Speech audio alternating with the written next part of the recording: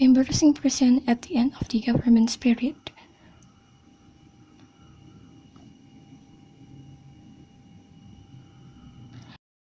Money 200,000 rupiah is being sorted but not returned.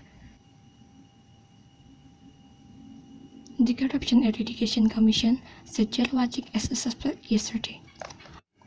Although speculation about this has circulated in a few weeks earlier, the status determination of Minister of Energy and Mineral Resources of Cabinet in Syabri 12 is so surprising. Surprising because Jalo becomes the suspect in an extortion case, a rare case which strikes state officials in the same level as a minister. The common case is when state officials are being accused because of gratuity or taking bribes. In addition to the case of extortion, Jalo is charged by the misuse of authority article.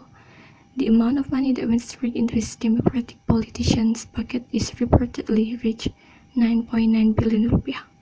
More surprisingly, as described by the deputy head of KPK, Bambang Wijayanto, the reason why Jero did the extortion is in order to increase the budget allocation in his ministry.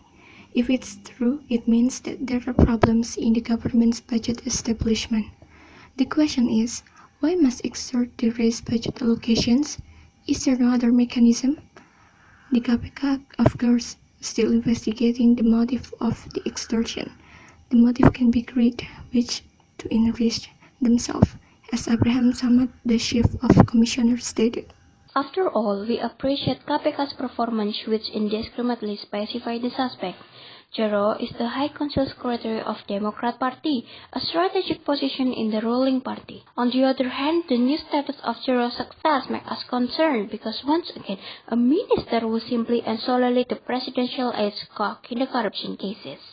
It is a regrettable fact that Jero became the third minister in the cabinet of President Susilo Bambang Yudhoyono, who was caught up in the corruption cases. Before Jero, Andi Malarangeng and Surya Dharma Ali was also stuck to similar criminal cases. Andi Malarangeng is a former minister of youth and sport, while Surya Dharma Ali is a former minister of religious affairs. Jero's status is clearly become an embarrassing gift at the end of SBY's government. Those cases should also be a valuable lesson for the next government to avoid it happening in the government of Joko Widodo and Yusuf Kala.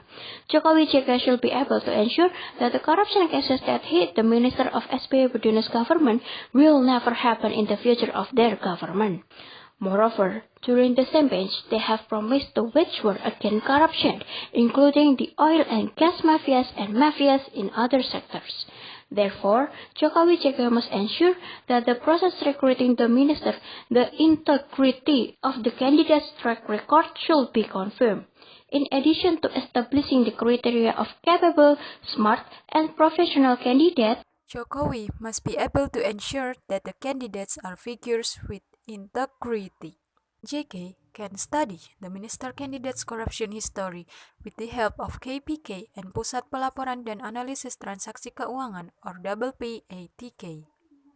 With both institutions' help, Jokowi JK can examine the minister candidate's corruption history. If the candidates allegedly committed doing any acts of corruption, well, Jokowi JK do not need to hesitate deleting those candidates' name from the list. After the ministry had been formed, Jokowi JK must not stop doing the surveillance. Jero case had experienced the president and vice president to keep doing surveillance in every stratum of the government, even in the highest level.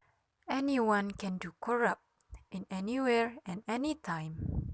Corruption can happen whenever there is any chance, whereas the surveillance isn't existing. I got the gratification.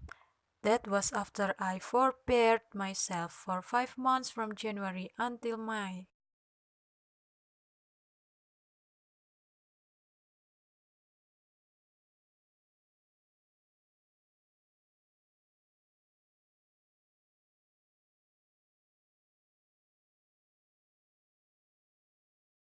They have sorted the 200 rupiahs, but not returned them.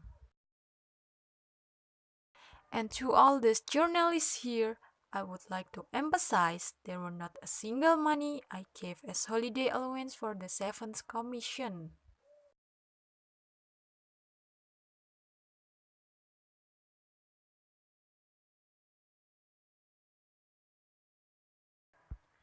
and the status is escalated, well, become investigation to the suspect on behalf of GW.